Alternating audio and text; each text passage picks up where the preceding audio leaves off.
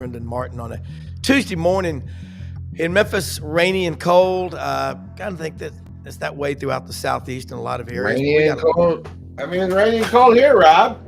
not in It, Ocala, feel, it feels it's overcast here now. overcast, but it's always a little warmer down there. But look, Well, yeah. got a stacked Florida. lineup. Jordan Davis Hill, 24/7 Sports on Georgia. Jacques Doucet down in Baton Rouge, WAFB Channel 9. We'll Jacques check him right up there. Doucet. Love Jacques that guy. Doucet. Yep, and Siri calls him Chuck. You have to say it very carefully when you send a message, an audio text. Hey, Yancy Porter, Rebel Yell Hotline, checking in on Ole Miss, and Rodney Orr, Tider Insider on Alabama. So, hey, get your phone out, take a picture of the QR code, and you can take that and be a subscriber. YouTube, X, Facebook. We're on 7 channels simultaneously streaming. So if you don't catch us live, remember, you can always watch us later at your leisure. So At your leisure. It's your on leisure. Your own schedule. Yeah, it's your schedule. And you've been in hospital on holiday. Yeah. With some aluminium. I love it. So remember, share the show and hey, get pen and paper handy. Start taking notes because we're about to start class with our first guest, Jordan Davis Hill. And Jordan, we got this basketball race going on right now. I watched Georgia playing, against Mississippi State Saturday. They're getting to the point where it's hard to beat Georgia. Asa Newell's one piece to the puzzle, but recruiting, give us a quick update on basketball recruiting at Georgia. Then I want to talk some football with you. But this basketball thing with Mike White in, year 3 now, starting to make noise. Yeah, on the recruiting side, I think they signed 3 guys back in November. The biggest one, quite literally, Jacob Wilkins. If you recognize that last name, he's Dominique's son. And very, very much a big-time get for Georgia. Been kind of quiet other than that on the recruiting side. But, Georgia, has been holding its own. I thought that was a tough loss, 76-75 at home to Mississippi State on Saturday. That was one I thought they really needed. Wouldn't necessarily call it a must-win, but I will say, they play Texas A&M 9 p.m. Eastern time tip. Not real thrilled about that, but at least I get, it's in College Station. It's at 8 p.m. local, so I'll let that one pass. But no, on Saturday they host Missouri. I think Georgia's got to have that one if they're going to make the NCAA tournament. I think they need to get to at least 7 SEC conference wins before the tournament. Right now they're 4-7. They got to have at least 7. They'd feel a lot better if they had 8. They would take a big step toward getting to at least 7 if they could beat Missouri at home on Saturday. Yeah, and that's why the tournament's so important coming up in Nashville. And I think that is going to be one of the toughest SEC tournament tickets ever. Maybe the toughest ever if you look at the prices that are out there. But you've got a chance. You've got 7 conference games left plus the tournament. So I think Georgia gets to at least 7, and then you look at how competitive they are. I mean, they're going to be worthy of it. Football wise, right now in recruiting in the state of Georgia, I'm curious. There's so much talent there. About 250 kids a year are signing Division I. Yesterday on the show, Coach Ellis Johnson told us something that it didn't surprise me, but the number did. He said, in talking with coaches, and he said it on the show, so I will never disclose anything said OTR. Burns High School over in South Carolina, we all know about that big school, said the coaches there are seeing 60% fewer visits from the college coaches now. And that's part of the portal effect and whatever like that. Are you hearing similar stories within the great state of Georgia, which is pushing 11.5 to 12 million citizens? Well, I think it's just part of it for, across the country because it's just the nature of how much time college coaches are, investing in the portal. Now, I say that, you look at a program like Georgia, they're still gung-ho on high school recruiting. I think Kirby having been a player, having grown up and spent so much of his childhood in Georgia, that, he wants to let high school recruiting be the driving force and the main factor in the way Georgia builds its roster. And then you go supplement your needs through the portal. And we saw them do that again this year, going and getting 3 wide receivers, getting ready for 2025, a position of real need for Georgia. I think it's a situation where, yeah, I mean, you're going to see more high school guys missed because, so many of these programs want to look toward the portal to get guys there. I do think it's a shame. I just hope that, the majority of coaches take the approach that Kirby does. Now, he does have the luxury of having built what he's built, where, when you recruit top 3, top 5 classes every year, you don't necessarily have to go get 15 guys out of the portal. Right. Not every team has that luxury, but I hope at least the main players understand that high school recruiting still needs to be the through line, the bloodline of college football, and the less portal. I know why people recruit the portal, but for me, for the health of the sport from the top down to the high school levels, I hope the majority of coaches still really put a big emphasis on high school recruiting.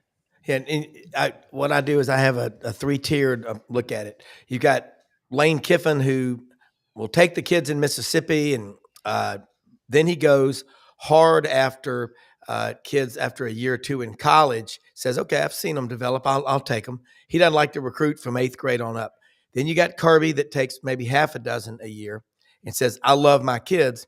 And then Dabo Swinney, who is taking a couple here, but had been adamantly opposed to using the portal. So is there any other approach that you've seen besides those 3?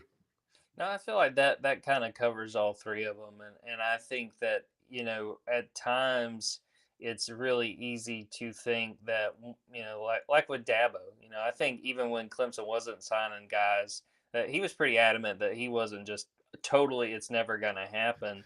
And you saw that a few years ago. I think that was the 2022 season for Georgia. But the offseason before the 2022 season, Georgia didn't get anybody from the portal. And a lot of people came out and said, like, oh, look how Georgia, they're not a portal team. They're not going to go get guys. And Kirby was like, look, there were guys that we wanted in the portal. It just didn't work out. We're not necessarily totally against it. So, we're still a few years into it, and I think we've got more of a sample size. But I think sometimes it's easy to say, like, Kirby Smart, totally against the portal. That's not necessarily the case. They had an off season where they didn't go get anybody. Things just didn't work out. We're getting more of a sample size where we can kind of put the coaches in those 3 categories you were talking about, Rob. Yeah, and I think he's so good at recruiting. He's an elite recruiter, and he really doesn't have to. But if, as he says, there's 5 or 6 guys out there that fit what we do, they have to fit all the, check all the boxes. I think that's the smartest approach of those 3 I mentioned. I think it's the smartest approach. Okay. Well, I think, yeah. Go ahead, Rob. No, finish. Yeah. I was just going to say, yeah, and again, I think it is fair to point out that they are coming from a spot where their roster is in the shape it is. There are teams that I know can't kind of have to go to the portal out of necessity. I mean, Georgia, as much as Kirby is never satisfied with the depth on the roster, especially now in the portal where, look at this offseason, you lose a guy like Sam Mpemba, an outside linebacker who's probably at least your backup outside linebacker this year. Well, he's gone.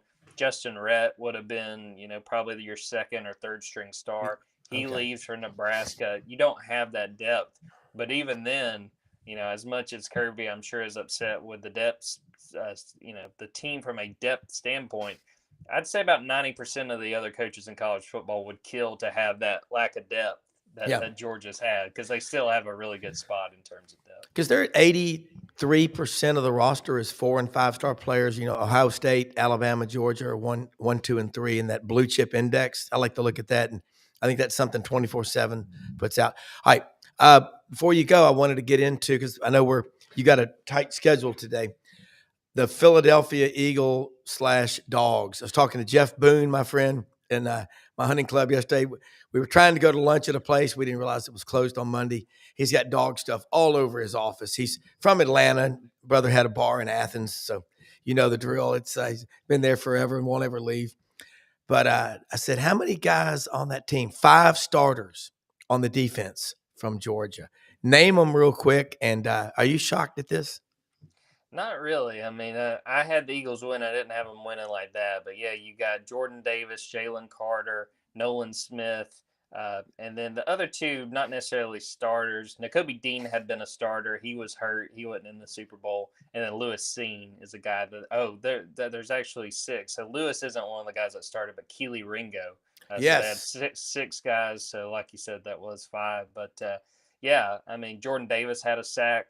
Nolan Smith didn't have any tackles, but I don't know if y'all saw any of the highlights they posted of him blowing up. It was either a tight end or a pulling guard. I mean, Nolan, I thought, that Nolan, this is his second year with the Eagles. That playoff, he really came on. I mean, I think he played to the point that he finally was looking like a first round pick. And he didn't necessarily record the stats against the Chiefs, but he brought the pressure and he had a big effect on how that defensive line played. I mean,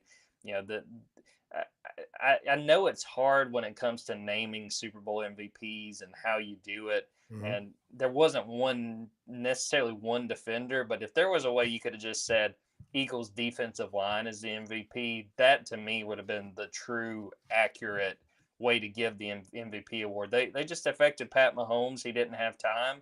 And they caused real issues, and they had a lot to say in being able to win that Super Bowl. Jordan, the one thing funny when Jordan, how many players from Georgia were in the Super Bowl? 4. So you 5, had 6. those. So the guys who actually were able to play would have been 5, and then there were a couple guys on the Chiefs, but they weren't available. Mecole Hardman's been hurt, and Malik Herring is inactive. So both teams had their share, but the Eagles, they got 6 guys, and I guess, like I said, 4 of them That's were crazy. actually able to play.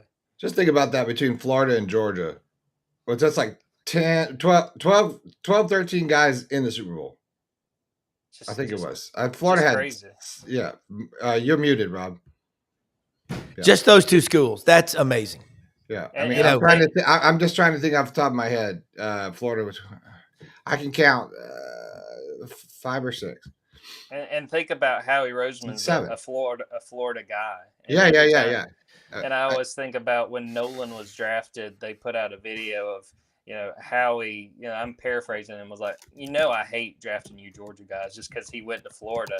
And Nolan responds, he's just laughing, he goes, yeah, man, but you want to win. And if any clip has ever proven correct, it was that one between Nolan and Howie Roseman. Wow. Remember when Jordan Davis came out of high school in Charlotte? He was a 2-star, 6'7" guy. He was really a basketball guy. But I'll say this: the smart coaches, you love basketball players if they're defensive linemen because of skills and quickness, and also soccer players if they do it. Before you go, Jordan, I want to know. Here's a good view, Rob. Quiz for Duck. How many former SEC players were in the Super Bowl? I mean, I just looked at this. It's not totally accurate because I just AI'd some of this, but I mean, how many? What would you guess? It was more than I thought. I have no idea. I'd say 20. It's pretty good, Rob. I'm going to say 27. 33. Good. 33 or 34. Oh. Yeah. Wow. I mean, that's according to Grok on Twitter, which look it up. But which took place February 9th between Kansas City Chiefs, Philadelphia. There were 34 former SEC football players on the active roster for both teams, according to the information in the Southeastern Conference.com. This number reflects players from current SEC schools, showcasing the conference stronger than representing the NFL. So there you go. That's a lot. Yeah. Jordan, I love hearing that. All right, Jordan, tell people how they can follow you because, again, you constantly are putting out great content. You got a great podcast. You put out a lot of stuff. Yeah, dogs247.com, on Twitter at Jordan Davis Hill, on Twitter at dogs247. Got the Junkyard Dogcast podcast. We'll record that at 12 p.m. Eastern time. You can go over to our YouTube and watch that. And yeah, getting ready for a long night. Like I said, 9 p.m. Eastern time tip against A&M. We'll have the Georgia basketball coverage. And I was looking today, we are exactly a month away from the start of spring practice for Georgia. So football will be going before you know it. We're going to make it. I believe in us. I believe in us. Hey, man, thank you so much always for retweeting the show, and we will do whatever we can for you as well. But see you next week. Thank you. All right, Jacques Doucet. Jacques, Siri, we got to get Siri trained better.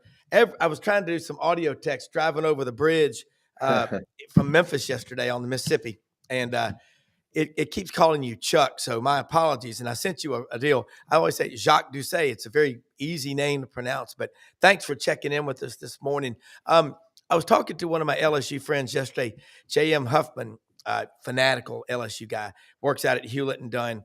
What's going on down there with the football program? We have Coach John Brady on Wednesdays with us talking a lot of basketball, and we'll get to them in a second. But football-wise, Brian Kelly goes into year 4.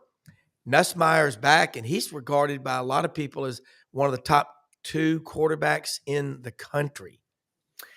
Yeah, I think he is the favorite at this point to win the Heisman Trophy. I think the betting odds have him number 1, which is kind of similar to what happened with Jaden Daniels. I think Jaden Daniels was number 2 going into 2023, and nobody really believed that. But I think there's a lot of excitement after what LSU did in the transfer portal in terms of addressing their needs at wide receiver, offensive line, getting Nussmeier to come back. That was the biggest thing that they've pulled off so far, is getting a veteran quarterback to come back. And now it's year 4 of Brian Kelly. They've been good. They haven't been great. I don't know how much pressure is on Brian Kelly when your contract is guaranteed and you're going to make 90, 100 million, no matter how many games you win, unless, there's some sort of indiscretion or, fire with cause type thing. Yeah. But, they're going to open up the season at Clemson. That's going to be a huge non-conference season opener for LSU. LSU hasn't won a season opener, as we talked about ad nauseum, since 2019 when Joe Burrow and Jamar Chase and Justin Jefferson were out there. So there's a lot of excitement.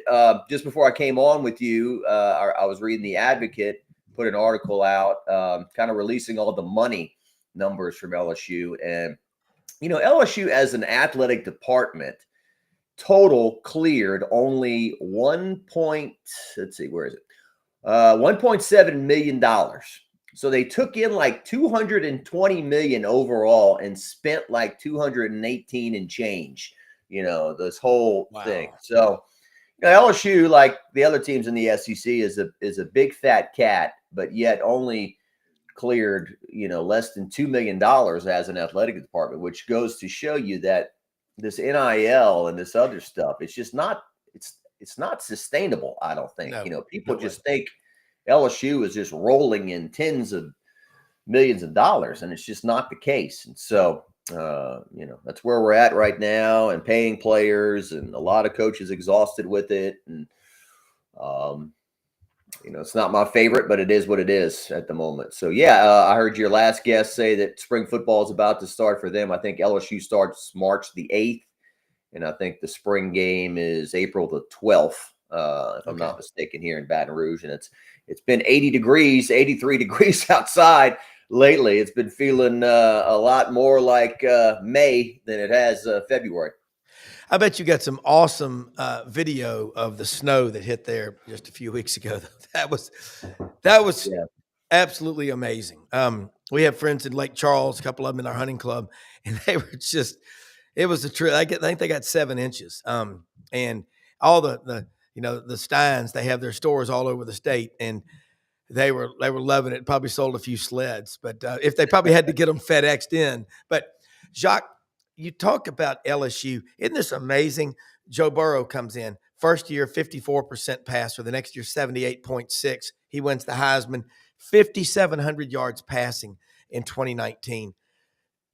Jaden Daniels comes in. Arizona State. My son was reminding me, his teammates packed his stuff and said, you ain't the man. He goes to LSU and wins the Heisman Trophy. NFL Rookie of the Year. What is it? And that's not with the same coach. That's 2 different coaches that they pulled this off. And then you look at the top 4 or 5 receivers, all grew up within 100 miles of each other. How much fun is your job? Yeah, that's great. The Super Bowl obviously was down in New Orleans, and I didn't really deal with a whole lot of that. I kind of got my taste of it a little bit. The the 23-year-old version of myself and the 48-year-old version of myself are a little different when it comes to traffic and security and just the mess and all that stuff. Yeah. But Justin Jefferson put on a football camp at his alma mater, high school, Destrehan there. And I went down and chatted with him on Thursday of last week, and that was fun. And we were just talking about, the two trios of Joe Burrow, Jamar Chase, Justin Jefferson, who played together in 2019, and then Jaden Daniels, Malik Neighbors, and Brian Thomas, who played together in 2023. I mean, those two trios alone are now both tearing it up in the NFL. And, LSU for a long time was not regarded as a place that developed quarterbacks. It was very good at quarterback. It was always the thing that held them back when they played Nick Saban in Alabama every year. It seemed like LSU was kind of on par with Alabama in a lot of other spots, but the QB position, they never could come through. And so now, you had two Heisman Trophy winners in 2019, 2023, 4 or 5 years there. And now Garrett Nussmeier had a solid year. He did not have an amazing year, but his first year of a starter, I think, was better than both Burrow and Daniels was when they started. So, there's a lot of great hope that he can take them at least to the playoffs this year. And he's got a big arm. He's not a ton. He doesn't like to run a whole lot, but, he comes from his father, Doug Nussmeier, of course, just coaching with the Eagles, who won the Super Bowl in New Orleans. And Kellen Moore, I guess, waiting any time now for him to be named the Saints head coach as the Eagles offensive coordinator. But, LSU and Joe Sloan, they would like to hear that a lot and would like us to put that out in recruiting. Let people know that LSU is a place that develops quarterbacks and you can win the Heisman Trophy here. Well, I mean, look at the two different staffs, two different coordinators, two different passing systems and all. It is nothing short of spectacular because nationally nobody else is doing that. You look at LSU basketball, I'm just watching this team play, and it just seems like they've got some guys that can shoot the ball. They've got talent. They're not deep in terms of talent, but it's almost like they're waiting for the other shoe to drop. When something's going to go wrong. I mean, we all go through those times in life when you're on a team and you're just like, okay. And when something does, it's tough to recover from it. But they're not that far, but it's year 3 or 4 for the year new 3. coach? Year 3. Okay. Yeah. McMahon. And they're now 1-9 in the SEC. Yeah. And the last 2 Saturdays alone have kind of been a big blow to fans' confidence in Matt McMahon as the head coach. I think there's been this sentiment of, well, the guy's probably a good coach, but he doesn't have the talent. And LSU's investing less than $2 million in the roster when Auburn's investing $8 million and Alabama's investing a lot of money and Tennessee and LSU's being left behind. But, not this past Saturday, but the Saturday before, you're playing Texas, who's got a losing record in the SEC. LSU's a 1.5-point underdog. It's a game at home. It's a game that you should win, and a 6-point game at halftime becomes a 31-point loss. I mean, that kind of shows that the coach is not motivating the players, maximizing the talent, that kind of thing. And then this past Saturday, LSU plays probably their best game in SEC play for 36 minutes against Ole Miss, a ranked opponent. Yeah. And they've got a 10-point lead with 3 minutes left. And they just die on the vine. I think, I don't know if they got up one shot or no shots in the final 3 minutes, missed free throws, turned the ball over. And as somebody told me, they were not coached to finish the game. And then that's another detriment against, your coach. And so those 2 losses alone just look really bad. And, McMahon, I think a lot of people like him and are rooting for him, but in year 3, this team is going to have to hustle just to make the NIT. So, and with women's basketball, soaring to new heights and since Kim Mulkey took over, they're 5th in the country. They're 25-1. Baseball starts Friday, and we know about LSU baseball and the interest there. Gymnastics is coming off a national title. They're number 2 in the country. They're hosting number 1 Oklahoma this week. The other sports are just so great that it's almost to a point where, we suck at men's basketball. We can't be good at everything. But in that same report that I just referenced, men's basketball is the only other sport, despite the losing, that makes money. They cleared $1 million last year somehow. Yeah. So some people say, well, Kim Mulkey's record is 116-15 so far at LSU. But people say Wow. the sport lost $8 million last year. You're investing more into a sport that loses $8 million than a sport that makes $1 million. So that's money, but yeah, it's not good. And apathy, Rob, has really set in with men's basketball. You're looking Bring at back that. Will Wade. That's all. That's what they're saying. God Almighty! Yeah, he's got it going at McNeese. He's got $1.5 million, I think, in NIL. I don't know if these numbers are accurate. I think it's. I mean, having kids. I know this. If you say you've got $100 in your wallet, they're going to find something that costs $100. So you got to be careful about letting the world know how much NIL money you got. But you mentioned Ohio State. They spent allegedly $20 million plus on their roster, but the overall athletic department is down this year, $37 million deficit. And it's getting to be like government agencies. These are state universities, state government run, and they're spending money. And you're right, it is absolutely unsustainable. No business can continue to lose money. I'm in that business. I look at every dollar I spend. I got to have receipts. I got to have accountability. The dots have all got to be connected.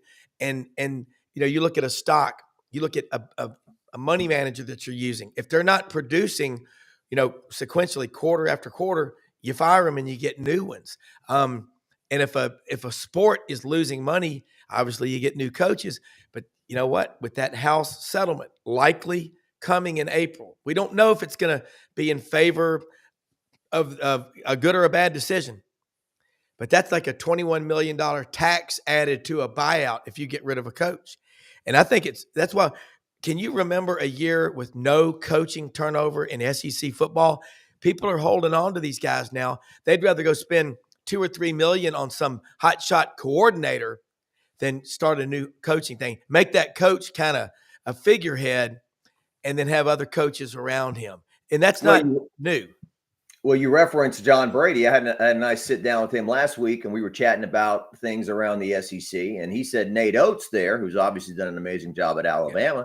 They were talking about, hey, coach, we're going to invest such and such and get a new arena. And he's like, no, we don't need take that money and invest it into the roster. Yeah, it used to be. That's right. It used to be, oh, we play in a dump. Oh, no one's going to want to come here. Kids don't care about that now. It's just all about how much money can I make. I don't care if your place was built in 1953 or whatever. I'll go play there if the money's right. And so I think that's another thing. Facilities, people always, we got to have facilities to recruit and this and that. I guess it's important to an extent, but not nearly what it used to be. Yeah. I think the brick and mortar model, Florida, the Hefner Center, Auburn, the Spaceship Enterprise opened up here in the last couple of years, both spent a ton of money on them. So what? Again, the conversation that a recruit has, there's two questions, two words, how much before they leave. And again, Notre Dame, their facilities weren't that great for a long time in football, but it was the Notre Dame education and all that goes with it. I think you're dead on. And these schools you say, well, they have all this money, but you're only going to be able to go to your investors so long without a return on investment and keep beating on them for money, because that's just that's how people are. And so the collective, I think a lot of collectives are going to fold if the House settlement goes the other way, because they'll say, well, look, there's 21 million coming in right there. So it's going to be, I think that's the free market will take care of this stuff. Jacques, John Brady is so good with basketball. You're right. And you are in such an enviable position where you are, getting to talk to all these people. I think he'd be great on SEC Network. They need a coach up there, Brady he is funny, but he's so damn smart. And you can tell he's got that intense. You watched him take that team to the Final Four. I think 6 of the kids, the top 6 all grew up within 50 or 60 miles. Napoleonville, Denham Springs, East St. John Reserve. That's a special place down in LSU. Yeah, it's crazy. They just celebrated the 25-year anniversary of his Sweet 16 team in 99-2000. Next year is going to be the 20-year anniversary of LSU's Final Four team in 2006. LSU's only been in the Final Four 3 times since 1981. Darrell Brown won in 81 and 86. And then you're right that 2006 LSU team was like a Louisiana AAU team that grew up. And you're talking about Glenn Big Baby Davis and Garrett Temple from U High. Garrett Temple's still in the NBA. He'd be the guy that you'd point to and say, wait, he's going to have the longest career. But in the Sweet 16 game against Duke, in which the biggest win of John Brady's career, Duke was the #1 team in the tournament. JJ Redick, Coach JJ, Sheldon Williams and company. Garrett Temple held JJ Redick to 3 of 18 from the field in that game. Then you had guys, like Tyrus Thomas, who went to McKinley High School here, became a top 4 NBA draft pick. Daryl Mitchell from St. Martinville hit the big second-round shot against Texas A&M, and team, beat Texas in the Elite Eight to go to the Final Four, and then in Indianapolis they just didn't show up against UCLA, got smothered. But yeah, that was a fun time to cover that team, and LSU just cannot get it right with basketball. Even when they get it right, and they get Will Wade in place, and the big crowds come back, and they're in the NCAA tournament. Will Wade produced an NCAA product 4 times, and he only coached once in the NCAA tournament. He was suspended the first time around.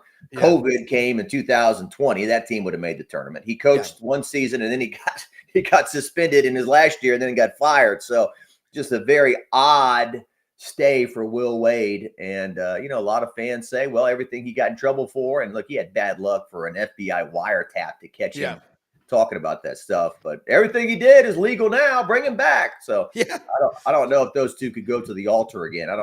Will Wade might say, I've been there, done that. And LSU would be like, I don't know if we could, bring him back, but a lot of fans would like to see it. I mean, why not? In the world we live in today in college athletics, Brendan, would you make a strong ass offer to Will Wade? I don't know. I don't know. I mean, it's a hard. I'm all about the person, right? You can have all the talent in the world, as my dad would say, but if you're a cancer in the locker room or whatever, then you're not worth your weight, at all. And I think that's, I don't know. It's such a weird landscape, Jacques. How can you explain to me this basketball phenomenon, that basketball LSU's making money, that they continuously find a way to do this? We were discussing this before with Rob, and it just seemed like basketball's figured out a lot faster than football on how to turn over on these teams, and how to get these players, and how to get these guys to come play for you. Well, I mean, Mulkey's figured it out. The men haven't figured it out. Once they got Angel Reese, they told me this young lady is special. She's going to be a difference maker. And sure enough, she was the biggest piece of a national title.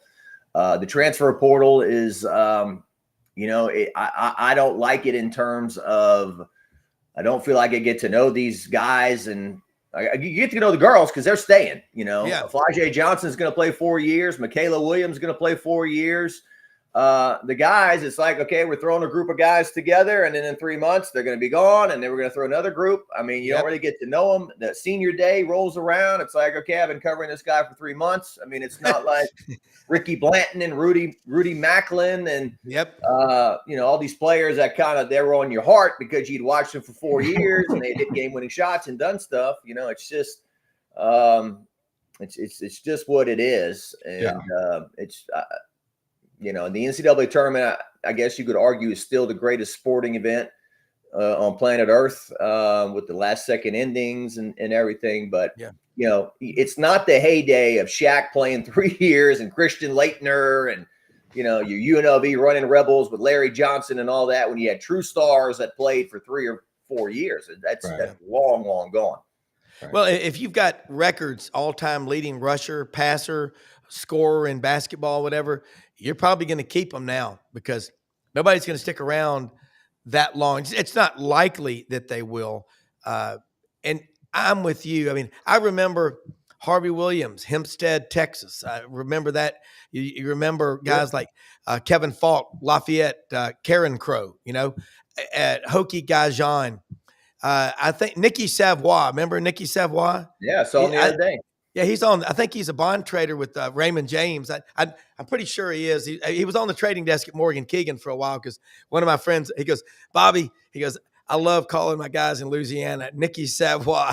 But those guys are everything that is LSU. And again, I go to Mass at St. Louis Catholic Church in Memphis. There's LSU people everywhere. There's so many Louisianians up here, and it's awesome. But Jacques, we got to get you on more often. I know you got a busy schedule, but I want to compliment you. You got maybe the best background of anybody. It's really good. And you're in TV. You're a beat news director there at Channel 9. And if a young reporter wants to be mentored by somebody, I would send them your way because you do it right. And thank you so much for sharing your time with us. And also let people know how they can follow you. And we got to do it again next week.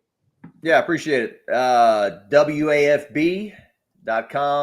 You can find me. My Twitter got hacked a couple months back. I took over a different Twitter that's got a lot less followers and everything. But just look for me, Jacques Doucet. That's my name, is right there on Twitter. You can follow me and Facebook and whatnot. And it's never slow in Baton Rouge, and it's really about the period from like mid-February through March is just insanity with LSU and Southern, the amount of sports both of them play, and then your high school March Madness, and state soccer semifinals are next week and finals. It's a lot happening here for three guys to cover, but we're going to do our best. So, all right, thank you, man. Go Tigers! Thank you. All right, go Tigers. Thanks, Jack. I tell you what, I love that. Brendan, it was always fun. It was fun running into him on the sidelines this year. At LSU game in Florida. He's a good dude. He is. Hey, I'll tell you, I was telling you and your dad on the show last week, driving back from Auburn to Lake Martin, listening to that LSU at Florida game last year, that reminded me of the heyday of Florida football. That just listening to what is it Sean? The play-by, I was listening to Shane Matthews, but your play-by-play guy, is his last name Price? It's new. He's a new guy. Play-by-play for UF. No, I don't remember. I don't know. He's a nice guy. But they're really good. Yeah, let me get his name right because I'm just bad with names, and I wanna get I'll get it right. We're getting our guests in, and I'll bring them in really fast. All right, because we should know all these guys that are the voices. We do. It was Mick Hubert was Mick was incredible. Oh my, he's retired. Oh so my! I know you're trying to think of that guy. No, I know it wasn't Mick Hubert. Mick's good. We'll find out. I'm just forgetting his name, but let's invite. I think Yancy's in. Yancy Porter, Rebel Yell Hotline. How's everybody doing? Good. I'm just spinning plates and juggling things, and Rob doing great. How about y'all? Rob gets me a grenade. Hey, Brendan, by the way, what's going on? Oh, hey, sorry, Rob. I was just producing the show. You want me to answer a question? Sure, I got it, Rob. Hey, Brendan, you do the alphabet backwards. You're talking to two ADHD guys, and I'm OCD, and I'm all over the place. Yeah, I am not. I take copious amounts of medication. Yeah, to keep join up. the crowd. Yancy Porter, welcome to ADD Sports. How are you, sir? Yancy, you there? I'm doing great. Yeah. Nice rainy morning. Get my kids to school and try to go make some money. That's right. That's what makes the grass grow. Yancy, you do Rebel Yell Hotline on Monday nights on Sports 56 WHBQ in Memphis, and then Super Talk Mississippi all over the great state of Mississippi, from the coast to the top up in DeSoto County. What are y'all talking about right now? What's moving the needle at Ole Miss? Trending topics, what have you?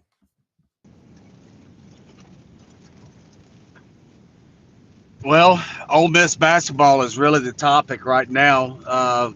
Baseball would normally be that topic, but Ole Miss actually has a basketball team to talk about right now. Yancy, watching that game at LSU Saturday, that's Chris Beard basketball. Play every second like it's your last second. Damn, they can shoot. How do you see Ole Miss finishing out this season? Well, I think Ole Miss feels like it's kind of even out from that A&M game when they were up 8 points with a minute 08 left and lost the game. That one really stung took the momentum away from that Bama game that they had won there at Bama. They lost 3 games in a row. So now they've won 3 games in a row. They stole one on the road like A&M did to Ole Miss, and kind of, wash your hands and move forward. If you look at the 2 biggest wins in SEC basketball this year, I would say Florida winning at Auburn and Ole Miss winning by 10 at Alabama. That's a big victory. I think you're going to get a lot of return on that investment, on that win. Talk real quick, recruiting wise, what's Ole Miss bringing in to keep building? Because Chris Beard wakes up in the morning and says relentless before he does anything else. Because that guy is so competitive. He wants to be first in everything. You can tell it, and look at his staff and his players. And I think it's carrying over to the fan base in Oxford. Yeah, well, they're excited. They're recruiting a little bit higher level than what they've experienced in the past. They've got 2 top 50 national prospects that are signed that enter in the fall. One's a shooting guard that's actually Al Pinken's son, Patton Pinkins, and one's a power forward, about 6'9", 235. So they're looking at Miami center that just went into the portal. He's actually in high school, so I guess it would be the portal when you ask for a release out of your letter of intent. I think Miami changing staffs is probably, or the uncertainty around their coaching probably opened the door there. So they want to add one more big. Ole Miss is always looking for another big. So I think Beard is getting it. He's what we're seeing in this 26 class is he's recruiting some shooting guards and some guards that are 6'5", 6'7". As you know, that's kind of Ole Miss's chink in the armor right now. When you go point guard at 5'9" and your shoot guard at 6 foot, it causes some deficiencies in the backcourt, especially on defense. Yancy, Rodney Orr should be joining us momentarily from Tider Insider. And Rodney, you're here, and good morning. Thank you for joining us here on the Sidelines Tuesday morning edition. Wow. And this is kind of along the lines of what we've been talking about all morning, SEC basketball, football. But Rodney, I know Auburn and Alabama both have games before they play Saturday, but this has got to be the first time ever that you've got a number 1 versus 2 ranking matchup in the IBOB, the Iron Bowl of basketball. It's kind of making people not forget about football, but man, how crazy will Coleman Coliseum be? Again, you got games before then, but if you've got tickets, I bet you could sell them for a hell of a lot. Yeah, that's what I hear. I don't have tickets, so no. It's unprecedented. There's a ton of excitement. I know over here. I know at Auburn too. Coming in here, and then when you flip the game, March 8th, I think it is, when Alabama has to go over there, it's going to be just as crazy. Oh, yeah. So what Nate Oates and Bruce Pearl have done, building these 2 programs, is this is where we are.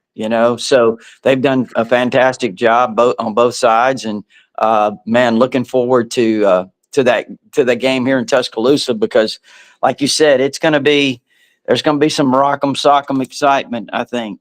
Yeah. And I think these 2 programs the state of Alabama in basketball right now is just off the charts. It's incredible. Before I go back to Yancy, another question. What are some stories, topics that are trending in Tuscaloosa that people should be a subscriber to Tider Insider, folks? It's only $48 a year. Cost is only an issue in the absence of any added value.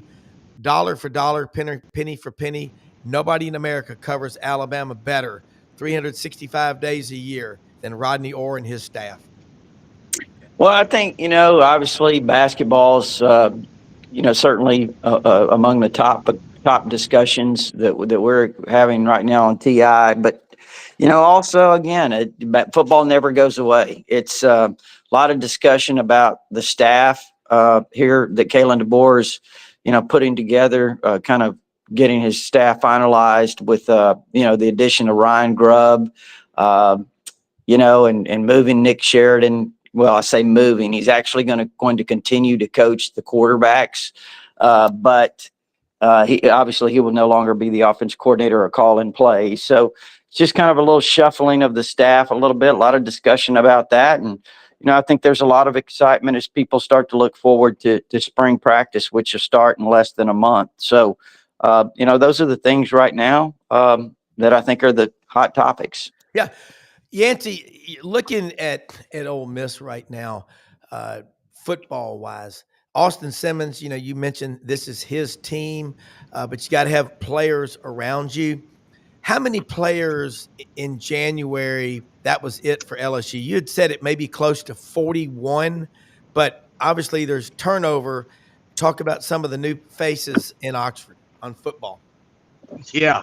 Well, man, there's a lot. They lose 18 of their 22 starters.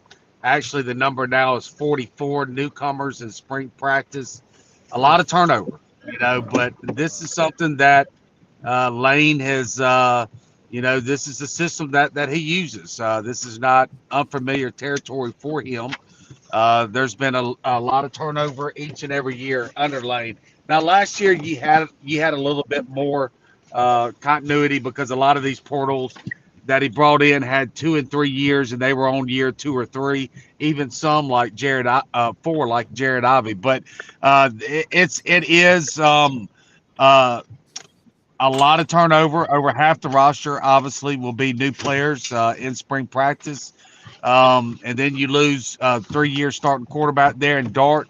If there was a year that you would say rebuild, it would be this year for Ole Miss. But I know that's not something that's in their eyesight. They want to win now, and that's why he continues to use the portal so heavily.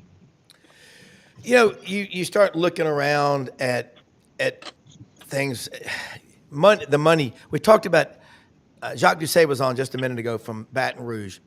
LSU guys, their athletic department brought in over $200 million last year, but they only netted profit of $1.2 million. Rodney, what numbers are you hearing from Alabama? And we know what Greg Burns said about, hey, we've got to have help. And again, it's not that they're not people with money that are Alabama supporters. They don't have to be alumni. They can just be friends of the university. But I'm telling you, being in the money management business, there's only so many times you can go to people and ask them for money if you're not showing them a positive ROI. So kind of tell the story of Alabama. Rob, I honestly, I don't know all the numbers. Yeah. But I'll say this. I did reach out to someone that I really trust about 10 days ago. Alabama, the athletic department reported a $28 million loss for this last year. Wow. Good. And, God. Ohio State, I think, reported a $37 million loss. Exactly. Yeah. So I asked, the question, did Alabama really lose $28 million? Did the athletic department really do that? And the response was no, it didn't happen. It's a matter of accounting and how you manage it and where the money goes. And so I really don't know the exact numbers or why they're doing it that way. But I don't think their money grows on trees down here or anywhere for that matter. And I do think I do think you're right that these donors, as it was explained to me, aren't going to continue. It's not just Alabama, just everybody. It's everywhere. It's amazing the amount of money some of these people are putting out. On a yearly basis, and the money that's being requested of them. Think about this. You put $100,000 into football NIL or $100,000 into, and I don't know that it's exactly designated like that, but that's where it's going. Yeah. But you put $100,000 into football NIL. You put $100,000 into basketball NIL. You put $100,000 into Skybox. You donate to some kind of fund, Crimson Tide Fund or whatever. I'm not even sure the name of it. Yeah. And then all of a sudden you're out of $500,000 every year. That your first $500,000 is going to support the program. Yeah. And it's just more.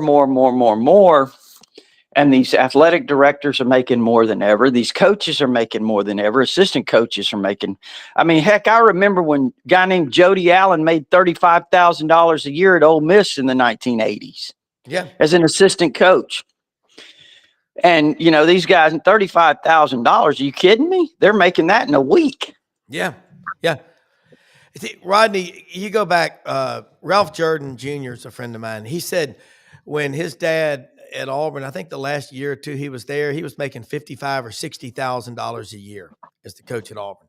I think Coach Bryant was making, I don't know, probably not a whole lot more. Well, you know, Coach Bryant said he took his salary was $99,000, and the only reason he didn't make $100,000 was because if he did, he'd be making the same as the president of the university. Oh, wow. I mean, Yancy, you know, and Rodney, we hear these numbers, and you pick the university, and I'm gonna, in all fairness, Rodney, you're right, and Yancy, guys, we all know people that have plenty of money, but they're very judicious in how they spend it. They'll support something for a little while, but they want to see a return on it, and that's what I'm talking about with you know, with all these players. And then there's brick and mortar, you know, the Rodney Orr Center for Journalistic Excellence, or the Yancy Porter Center for Culinary Design. That's the kind of stuff that you got to have. You got to have people. But there's only so many of these people that we're going to be able to go to. I think we're at a tipping point right now, Yancy. Yeah, I mean, I was just kind of daydreaming about what my wife would say if I blew a $500,000 on football players. Oh, God. Woo! I don't know about yours, but mine starts showing me her teeth the less money I make. So Yeah. Yeah. $500,000, I'd probably have a divorce within a week. Oh, But yeah. I mean, there's only so many times you can go back to the well, right? I mean, it gets old. Look, we've seen this though for many, many years. It used to just be under the table. Now it's above the table. You know, universities have burned their same alumni for money for recruiting since recruiting started, since football started. So it's Correct. nothing new, but it's more rampant. It's more people involved. I do think the collectives help a little bit because you're getting money taken out every month, and they're not coming up to you saying, "Hey, we need $50,000." You know, one time. You know, it's more sophisticated, more fundraising. You know, you can go out and be open about it. You know, it's a lot different now, but yeah, you're gonna have to show a good product to continue to get these alumni to come off that kind of money. You really are. And I want to say something real quick, too. You know, and we're going to say something about our sponsors. One of them, LandersFordMemphis.com, folks. Whatever time of year, it's never a bad time to invest in a great new vehicle. Cars, trucks, SUVs, huge lot, popular Houston Levy out in Collierville. LandersFordMemphis.com, the number one Ford dealership in the Mid-South. Brad Bellamy, the general manager, will walk you through the whole process. Give them a call. Let them know you heard about them on SEC Sideline Sports. Great folks to work with. Lots of savings opportunities available for people who are in the market. Look at these President's Day opportunities. I don't like to use the word deal because they consistently offer fair pricing and a great service department that picks you up and takes you every day. And on top of that, right down the street, Hewlett and Dunn Boot and Clothing Company. And I know I'm going fast, but I was out there yesterday. They're having a 50% off sale. They've got Duck Camp, Ariat, Pendleton, great looking clothes. A lot of them on the 50% off sale. And I mean, I'm wearing a vest today from Duck Camp. Great looking gear. Hewlett and Dunn, they're open Monday through Saturday, 10 a.m. to 6 p.m. Got my wife, Audrey, a great looking pair of boots made out of ostrich. Beautiful looking pair of boots for her Valentine's.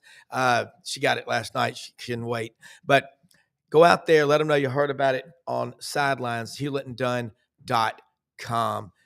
Guys, I think that both of y'all know this. We love history, traditions, and heroes. Rodney, can you reel off as quickly today as you could 6, 10, 15 years ago, the roster, the starting lineup of Alabama's football team, their heights and weights and hometowns? Because nowadays it's like these guys are coming through for an audition. Like we watched The Voice last night, and man, you don't even get all the chairs turned around, and they're gone. Well, let me tell you, you say that about the roster, and then I have to kind of laugh because it makes me think about a story I told in my book, and that is that when I was a junior in high school, I was a high school flunky. Okay, I mean, Oh, come on. Never. total flunky. I ain't I got to buying it, admit, Yancy. look, I grew up 15 minutes from the beach. Okay. Yeah, okay. So it was easy to skip math class 25 days and biology class 26 days my senior year, to go to the beach, to Yeah. cut out early. But anyway, I say all that to say this, I'll never forget. I went and got a poster board from Kroger. I don't know if there's any Krogers up there where you are, but I went and got a Everywhere. poster board from Kroger, and I took the Liberty Bowl roster, since we're speaking of Memphis. I took the Liberty Bowl roster. Alabama played UCLA that year. 76. And 1 through 99 with a red felt pen, I put the number, the name, the size, the position, and their hometown on a big white poster board. I did the entire Alabama roster 1 to 99. I pinned it on my door. I probably know that roster better than I know the one now. Yeah. Yeah. No, honestly, I mean, these rosters change so fast now with the portal. I mean, it's just like recruiting. I mean, look, why do you get excited over a commitment? Number one, especially one this early, because the NIL deals are going to be coming out, and there's going to be guys flipping and all that stuff. And even if you get a guy now, you don't know how long you're going to have him. Alabama had Julian say in 2 weeks. Yeah. Think It was about a hell that. of a 2 weeks, though. Yeah, I mean, so I'm just saying all of this stuff has just changed so much. I mean, I don't know about you guys, but I honestly, I've had a lot of people that have been longtime members of Tighter Insider email me and say, I say a lot. I've had some members of Tighter Insider email me and say, look, you know what? I just don't like the way it is anymore. It's drained my enthusiasm. I'm not going to contribute to Tide Pride anymore. I'm not going to. Just because I'm not. First of all, I don't believe in this system. Number one, don't believe in paying these players like this, and I'm not going to do it. I'm not going to pay it out of my own pocketbook.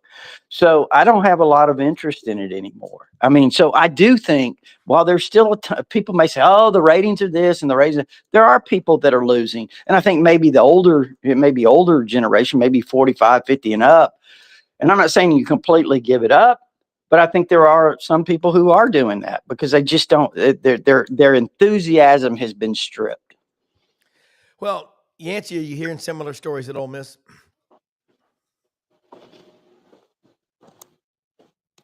Apparently not. Yeah.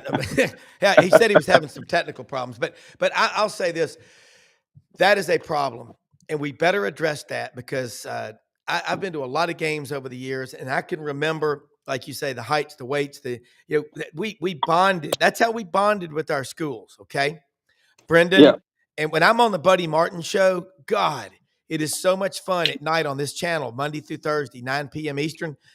Buddy and friends, and Ben Troop, and Lauren Meadows, of course, and Brendan, and Allie Peak Wilbur. She's on different Gators. Man, we get into a lot of the history, and these games, and the people that played them, and we're going to start doing more living history SECU podcast.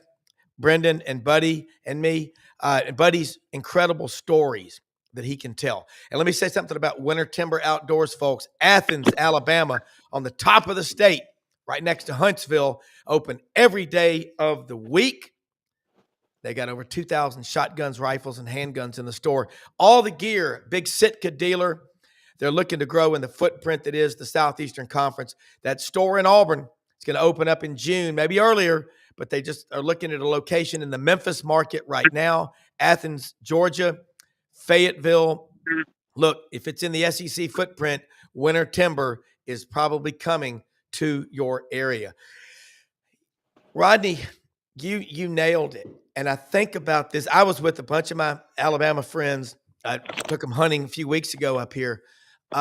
Everybody, we want to get back to talking about the games. So tell a cool bit of history about Alabama that people might not know that'll remind them of why we love these schools so much, and that this storm too shall pass that we're going through. I always honestly believe, or I don't say it, that it will, because I'm a free market guy. But a cool story about Alabama that'll pull people in, and then let them know again how they can subscribe to you, and we'll wrap it up. Well, Rob, I don't know. Off the top of my head, what I would say is this. You hope that we do somehow get a grip on all this stuff, and that we can kind of, I know it's all about moving forward, but Yeah. I think you have to sometimes move backwards a little bit, and that is moving forward. Sometimes going backwards is moving forward. Correct. And so I kind of think that, but the only thing I can say is, Rob, is, there was a time when, people said Alabama football was dead, right? Yeah. I mean, you think about that, when you had Dubose, you had Franchione bolted on the program after 2 seasons. Yeah. You had Mike Price that lasted 3 months, and what a debacle that 3 months was. Yeah. And then Shula came in and, tried to do his best. There's no doubt about that. Just, didn't happen. Yeah. And, I remember that coaching search. There was a lot of people that said Alabama can't hire a coach. Nobody wants to coach at Alabama. You're crazy if you think Nick Saban is interested in the Alabama job. And then all of a sudden a big deal was made out of the narrative, came up that Rich Rodriguez turned Alabama down. See, we told you, nobody wants to be the Alabama coach. Yeah, right. God. Isn't that crazy, Rodney? No, it is crazy. And here's what it is, Rob, is the media is not what the media used to be. Yeah. The media used to report news. And now it's like a lot of these people, your fans. A lot of these media people are fans, or they're taking a position of just trying to stir up a group of fans. Yeah. And that's what it is now. That's what most of it's become. And I mean, I think that's another reason why people have lost some interest. Well, and I'll tell you, tomorrow we'll have Dudley Dawson on here from hogville.net, and Dudley's our age, and he's a pro. He's like, hey, I'm not a fan, I'm a journalist, and that's your first responsibility. And you are the same way. And your book, Bigger Than Bama, folks, order a copy of it. It'll remind you of what life is truly about, and the people around you, you better hold them dear, and be thankful for every day. We lost Yancy, had a bad connection, but I'll say this, I'm with you. Getting to do this show is such a privilege every day. I get so excited about 4:30 or 5 in the morning. I'm ready to go. And so we're going to wrap it up now, and we'll be back tomorrow morning. Most often we see the face of Christ in the least among us. $48 a year, Tighter Insider. Be a subscriber, folks. Great show, Rodney.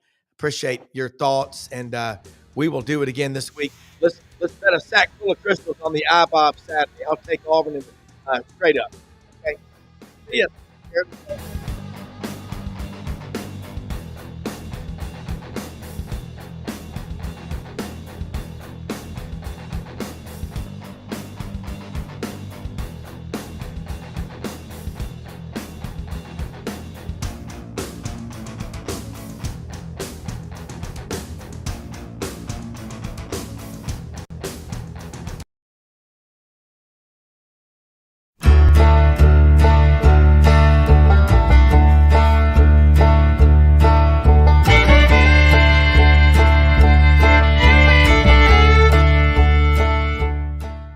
In a perfect world, you'd set a health goal and results would happen overnight.